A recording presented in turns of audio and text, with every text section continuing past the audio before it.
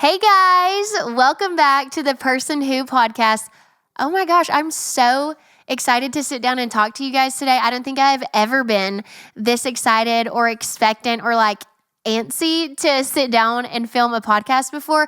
Usually I'm super nervous, super anxious, super oh my gosh, I can't breathe. I'm crying, being all dramatic. I mean, I'm just dramatic as a person, but I'm actually super excited to sit down and talk to you guys. It's been 4 months since April, since I've sat down and filmed something, which is crazy. And what's true is I could give you every excuse in the book and say, it's summertime, we had camp, it was busy, vacations, I didn't want to, I was too lazy, all the things. But if I'm being so for real with you guys, the reason that I haven't sat down and filmed a podcast in so long is exactly what we're going to talk about today. And I'm super, super excited. I really do feel like this is a word that the Lord sent. Number one, sent me to walk through, but then number two, sent me to share with you guys, because my heart behind this podcast is never that you would hear what I'm saying and think I'm sitting behind the camera pointing at you saying, do better, be better, da-da-da. No, that's not my heart. My heart is that you would be like, okay, there's someone else that's going through the same things that I'm going through, that has no idea what she's doing, that's honestly just trying to figure it out, that's getting tripped up every other day, every day, if I'm being so for real. And I just want you to know that you're not alone. You're not on this journey by yourself. We're doing it together. That's the whole reason why I started this podcast. And so I'm very, very excited today just to get to talk to you guys and to get to chat, because I do believe this word is going to challenge us. It's going to encourage us, and it's going to highlight an area that maybe we need to grow in together, and we can do that with each other, which is the best. So let's go ahead and just jump right into it. I'm going to say a prayer real quick. Jesus, thank you for today. Thank you for the opportunity to sit down and talk to your kids. I pray that you bless this podcast, and whoever is listening, I pray that it wouldn't fall on deaf ears, God, but that, Lord, you would take it and you would grow it in our lives and in our hearts, and you would illuminate all the areas that you want to speak to us. We love you. We thank you. In Jesus' name, amen. So today, we are going to be talking to the person who feels. Now, if I'm being so for real, I'm just a girl. I have feelings all the time about everything. But honestly, over the past, probably starting in January, February, March, April, May, starting in May all the way to August, I'm still figuring it out. What is that, 5 months? 4 months. The past 4 months, I have been letting my feelings completely run my life. How I feel, how I wake up feeling that day, basically was going to determine how my day went, which is not biblical at all, which is not what we should be doing, right? But whatever feeling I woke up with was kind of how my day was going to go. And so that kind of honestly set me back in a lot of different areas of my life, but it really made my head, my brain, that space kind of a scary, not fun place to be, right? I woke up and instantly was like, oh, I feel insecure today. Okay, today is going to be a bad day. Or I woke up and, oh, I'm feeling kind of angry today. Oh, today's going to be a bad day. Oh, I woke up feeling a little bit small. Oh, today's going to be a bad day. And it took me a long time, probably up until this month, to actually realize that what was happening was the devil was taking something that the Lord meant to give me as a gift and completely twisting it to attack me in so many different areas, where I was trying to be like, maybe I'm just crazy. Maybe I'm just having a bad week. Okay, the week turned into 2 weeks. Okay, 2 weeks turned into a month. And I didn't realize that feelings are a gift from God, right? Being able to acknowledge how you're feeling in a moment, whether you're happy, you're sad, you're grieving, you're mourning, you're stressed out, you're anxious. Feelings are a gift from the Lord. But what we do with those feelings, no, how should I word that? Oh, feelings are a gift from the Lord, but whether we use them in the correct way or abuse them is totally on us, right? And it took me a long time to figure this out, because I was like, wait, I'm feeling insecure today. What is going on? I'm unhappy. I do not like who I'm becoming. What is going on? But rather than taking that and being like, maybe something happened to me. Did someone say something weird? Trying to get to the root of it, I only focused on this feeling of insecurity, and I let it overwhelm me. I let it consume me. If I'm being so for real, I let it take me out for a long time. So for the past few months, I have been walking into rooms feeling small, feeling like my voice didn't matter, wanting to hide in the corner. So if that's you, if you've ever felt that way, or if the past few months have just been off for you and you can't really pinpoint it, I just want you to know, number one, you're not alone. I've been feeling the exact same way, and it has taken me 4 months to even get to the place where I want to acknowledge it and I want to say, hey, God, I need your help. So I just want you to know I'm not some superhero Christian over here saying the second I felt insecure, I opened my Bible and I said, God, what are you trying to tell me? What's going on? No, I actually ran the opposite direction. I didn't pick up my Bible. I didn't open up my heart fully at church and worship services. I actually closed off a part of my heart and my mind to the Lord because I was like, dude, I don't know what's going on. This is really stressing me out. And I'm just going to sit and I'm going to honestly throw a pity party for myself. I'm going to feel every single feeling. I'm never going to get to the root of it. And I'm just going to let it grow, right? Well, the Bible, there's a verse in the Bible. It's in Jeremiah. And I'm reading from the Message version, but you can, whatever version you're reading from, it's Jeremiah 17. And it says, the heart is hopelessly dark and deceitful, a puzzle that no one can figure out. But I, God, search the heart and examine the mind. I get to the heart of the human. I get to the root of things. I treat them as they really are and not as they pretend to be. Because I think a lot of times, as just first-time humans, if I'm being for real, a lot of times we try to cover up the things that we're going through because we feel like we maybe are the only ones that are going through them, right? For example, I'll just take me, for example, right? The past few months, I've been feeling super insecure, super small, angry, bitter, jealous, all these gross feelings coming up inside of me. And what I could have done was read this verse and say, okay, my heart, the feelings I'm feeling are dark and deceitful. It's a puzzle that I really don't understand. And I could have given it to God and say, God, can you help me get to the root of this? Because you know who I really am. You created me. You speak life over me in this word. I could have turned directly to the Lord, but instead what I did is I said, oh, I feel this way. I don't want to reach out. I don't want to talk to anybody. I kind of want to just put myself in a little corner, maybe throw a pity party, maybe hang out here, maybe not address it. Because what if I open my mouth and say, hey, I'm feeling really insecure because you said this to me. And then the person's like, well, that's stupid. Why would you feel that way? What if I'm met with some sort of opposition or some sort of why would you even feel that way? You should know better. I think that's the phrase that I was so afraid of being met with is, you should know better, Brady. You know who you are. Why would you feel that way? Now, nobody in my life would say that to me, but I had created all these scenarios in my mind that if I actually opened up my mouth and I actually was real and I actually talked about what I was going through, that someone would be like, girl, be so for real. You should know better. You know who you are. Now, that's not a bad thing to say. If someone met me with that, it's probably a good friend saying, you know who you are in Christ. Stop listening to all these lies.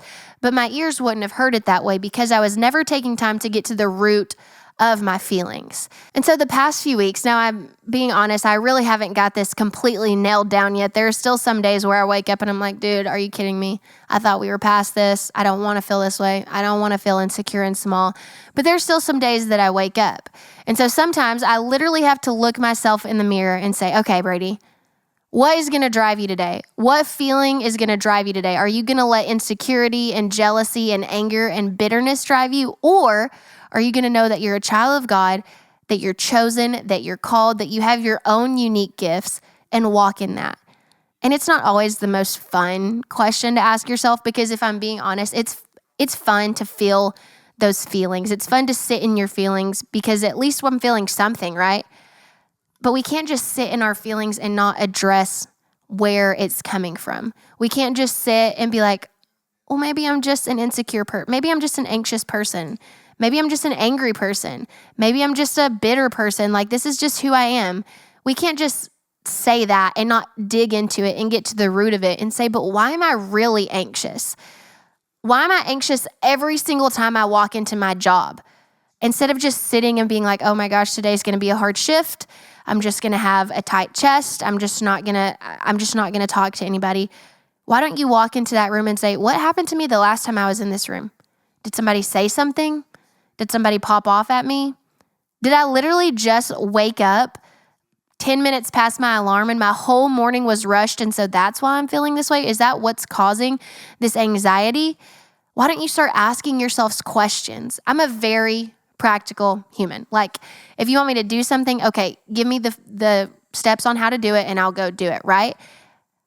why don't you start asking yourself questions? When you walk into those spaces where you get nervous or anxious or insecure, when you're around those people that make you feel some type of way, why don't you start asking yourself, what's going on? Why am I feeling this way? I feel something weird happening. I feel this like anger and resentment. Who just walked by me? Did somebody walk by me that I'm in conflict with? Like, just start questioning every single feeling that pops in your mind, in your brain, in your spirit that's not from the Lord. Right? Like in Galatians, it talks about the fruit of the Spirit: love, joy, peace, patience, kindness, goodness, faithfulness, gentleness, and self-control, right? It gives you all these fruits of the Spirit. And so if you're feeling something that doesn't exactly line up with the Spirit, it doesn't mean it's wrong, but it's like, wait, where did that come from? Like, what's going on? I'm feeling a lot of fear right now. One of the fruits of the Spirit is not fear. So why am I feeling fear? Did something happen to me? Do I need to take some time and just reset my heart and my mind? I had coffee with one of my favorite people, Whitney, the other day, and she told me like, hey, when you have those moments where these feelings kind of bubble up, walk out of the room, take a deep breath, reset yourself, just be like, whew, okay, we're going to try this again. Say a quick little prayer, then go right back into the room. And if it happens again, then say, okay, something is not right here. What's going on? Question those feelings, ask them, interrogate them. Like, where did you come from? Why are you here? What's going on? Why am I feeling this way? Like, you have all the authority and all the ability to just sit and say, hey, God, what is going on? Why am I feeling this way? So like I said earlier, feelings are a gift from the Lord, right? How sweet and how kind of God to allow us to, in real time, feel emotions of like, oh, I'm so sad. I'm so happy. I'm joyful. I'm nervous. I'm excited. Like, feelings are such a gift. They're an indicator of what's going on, but they're not an identity that you have to be labeled by. For a minute, I feel like I was allowing all of my feelings to become my identity. Oh, I'm anxious. Oh, I'm angry. Oh, I'm insecure. I'm small.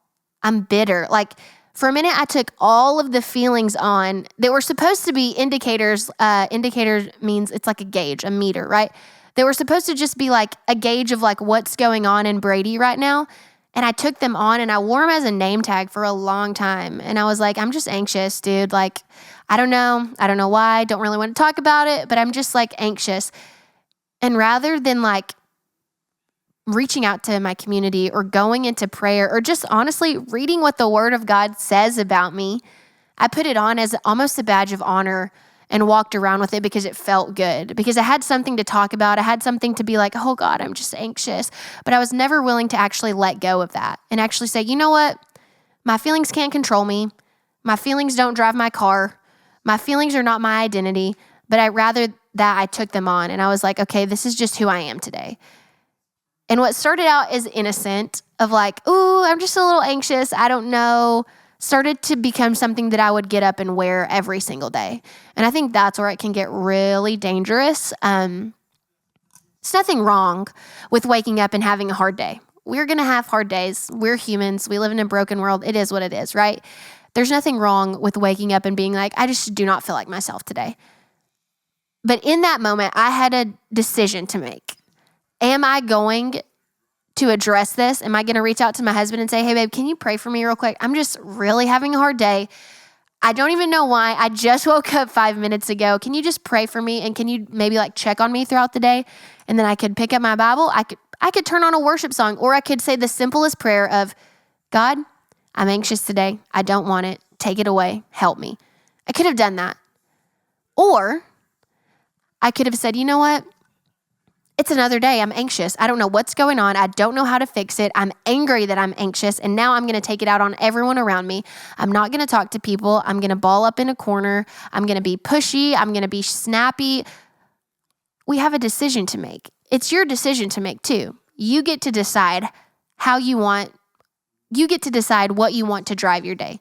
Do you want your feelings, what's going on in your mind and in your life to drive your day? Or do you want the truth about you to drive your day? And we're not always going to feel that truth. We're learning, we're growing every single day, right?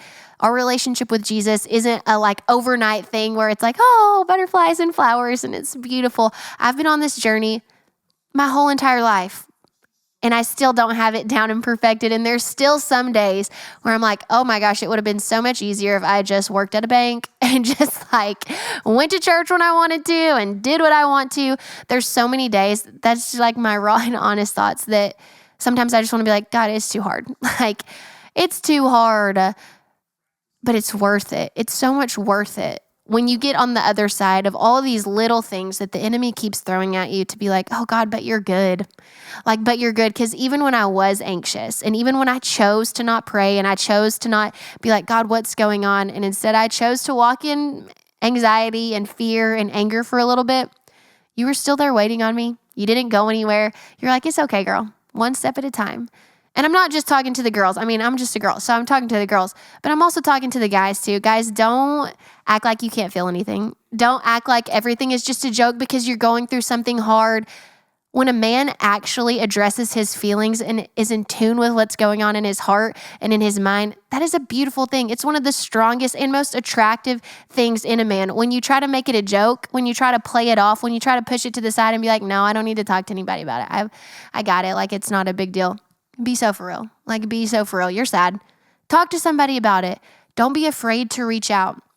Don't be afraid to go to God in prayer and be like, God, I'm weak. Dude, I'm so weak. There's so many times in the past 4 months where I have prayed the prayer of, God, I'm so weak. Like, I'm just weak right now. I couldn't really say any other words, but God, I'm so weak. And it was so beautiful because God has taught me time and time again that in my weakness is where he can be the most strong, is where his power shows up, his provision shows up.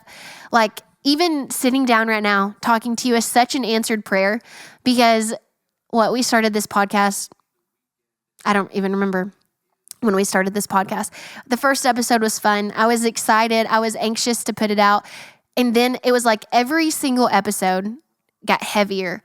I got more and more overwhelmed. I would literally be in tears. Me and Easton would get into fights over when we needed to record another podcast, when we needed to do this. And I would just get so overwhelmed. But I'm sitting here in such an answered prayer. It sounds so silly, but I was excited. Like, doing my makeup and my hair, I was laughing. I was joyful. Like, I was texting my friends, oh my gosh, I'm about to film a podcast. And instead of being like, please God, cover me in prayer, I know I'm about to go to warfare just by sitting in front of a camera, I was like, I'm just so excited. Like, this is what I'm talking about. Do you have any thoughts about it? Like, I was listening to music. I was happy. It was light. I was laughing with Easton instead of being like, Easton, you don't understand, right? Like, he cares about the small things, our feelings. He cares about our feelings. And so all of this, I've gone all around the world basically just to say your feelings are not your identity. What you're feeling does not define who you are.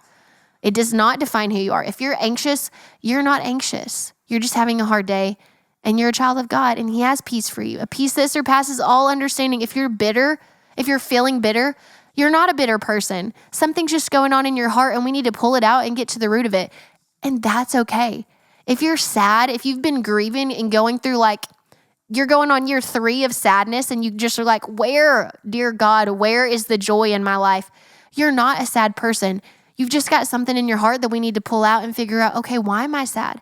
What happened that I've never addressed? Have I been pushing it down? Do I need to bring it up to the surface? Do I need to talk to someone? If I could tell anybody anything, I would just say, please open your mouth and start talking. Because the second I started opening my mouth and talking to people around me that I, number 1, trusted, and number 2, that I knew would point me to the truth, so much freedom flooded into my life. It made me feel like I was not crazy, like I was not alone. Because if I sit with my feelings in here for too long, oh my gosh, I will go absolutely crazy. If I don't speak out what I'm feeling, there's life and death in the power of the tongue. It's literally, all right, I'm back. I found the verse. Proverbs 18:21 says that death and life are in the power of the tongue, and those who love it will eat its fruit. Whatever comes out of here is way, way more powerful than you think. And I know that can sound hooky-booky, spiritual, all the things. If you've never read the Bible and you're like, Brady, what does that mean? All it's saying is your words really do matter. What you speak over yourself really does matter. What is it? Oh, yeah. Easton just said this. It reaffirms what you believe about yourself. So if you wake up and you go directly to your mirror and you're like, oh, I'm fat. Oh gosh, I wish I could just lose some weight. Oh my gosh, the pledge. It's a lot. I can't. That's what you're speaking those words over yourself. And it's so important to speak the words that God says about you over you, especially when you're not feeling it. Like there are mornings where I wake up and I started doing affirmations just because I need something to grasp onto in the morning, some truth to carry throughout my day. On those mornings where I wake up and I don't feel the peace of God in my life at all, that is the morning I need to look myself dead in the eyes and say, I have the mind of Christ. I walk in peace because of Jesus. Like speaking directly to situations is so powerful because all the enemy wants to do is silence your voice. So these past 4 months, all the devil has been tricking me with doing is saying, shh, don't say anything. Shh, don't say anything. Stay by yourself. Don't say anything. Don't address it. It's okay. Like he's been tricking me, making me think these feelings are so real when I just talk, blah, blah, blah. I'm a talker, okay? All I needed to do was get it out. And the second I started talking to my husband, to my friends, the freedom that came. Like if you would just start talking about the things that are going on in your life, it would blow your mind how much freedom you would feel in your heart, how much freedom would come into your mind. Life and death in the power of your tongue. Your words matter. What you say over yourself directly when you wake up is way more important than you even think it is. So if you're a mom and you're listening to this, start speaking things over your kids when they wake up and when they go to bed. If you are a college student and you are going into your first semester of college, you better start speaking stuff over yourself. Don't let the world tell you who you are. Don't let people who you don't know tell you who you are. If you are a teacher, we're about to go back into school. If you're a teacher, start speaking words over your classroom. You have no idea what kids are walking into your classroom with. So you start speaking life over your kids and watch how that changes your entire year. Whoever you are, whatever your situation is, start speaking life into it. Don't let your feelings be your identity, but start speaking life and truth. Start allowing your feelings to be indicators. Let them be a gauge. Okay, you wake up angry. What's going on? What's happening? Just like we talked about, start asking yourself some questions, getting to the bottom of it. Literally, make it like an interrogation. Like Pastor Trustin talked about it when he did a message called Minefield, where he literally puts a light to his feelings like he's a police officer and is like, where did you come from? What is going on? What are you trying to get me to do? Like, interrogate those thoughts and those feelings that come in your mind and try to overwhelm you. Okay, I want to read one more Bible verse over you before I let you go. It's Philippians 4:8. I'm reading from the NIV version, and it says, finally, brothers and sisters, whatever is true, whatever is noble, whatever is right, whatever is pure, whatever is lovely, whatever is admirable, if anything is excellent or praiseworthy, think on these things. There was a time in my life, right before I moved to Waxahachie to finish out college, where I was really struggling. I was really having a hard time. I was bound by some addiction, and I didn't know what to do. And I remember coming across this Bible verse, and this was the first time I actually wrote a Bible verse on a sticky note and put it up on my mirror and just looked at it every day and read it, even when I didn't believe it, and even when I had already messed up, and even when I kept going back and back and back to doing things I know I shouldn't be doing.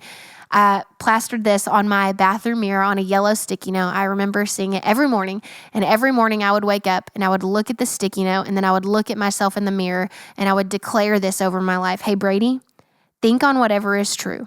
Think on whatever is noble. Think on whatever is right. Think on whatever is pure and whatever is lovely and whatever is admirable. Think about these things. And I would tell myself, think about it, Brady. Think about all the things that God has done in your life and how he's created you for such a time as this, how he has called you, how he has set you apart. And even though it doesn't feel like it right now, I want you to think about these things. And I remember there was mornings where I would read it and I would cry. And I would cry and I would sit on my bathroom floor and I would cry because I would think there's no way that I'm going to be able to get over this. And then there's mornings where I would read it and I would be like, yes, it's going to be a good day. I'm going to be able to do it. And then there was moments where I would read it and I would literally punch the door or punch the mirror or rip it off and throw it on the ground and be like, it's not true. It's not true. But it was in those moments where I was the most real and raw and vulnerable, and I let that truth just seep into my brain and speak it over myself, that something started to shift. It wasn't a big shift. It was microscopic, I would say, microscopic, because it took about a year later before I finally started to get some freedom. But it's so worth it. Just start reading truth over yourself. And before we go, remember, your feelings are not your identity. Your feelings are your indicators. They're gifts from the Lord. So when you start to feel a certain way, ask it questions. Where did you come from? Why are you here? And then speak truth over yourself. I'm so excited and so thankful that we got to sit down and talk today. I hope this encouraged you. I hope this challenged your heart. And just know that there's someone praying for you. You're not alone. And this was for the person who feels. So love you guys so much. See you next time. Bye.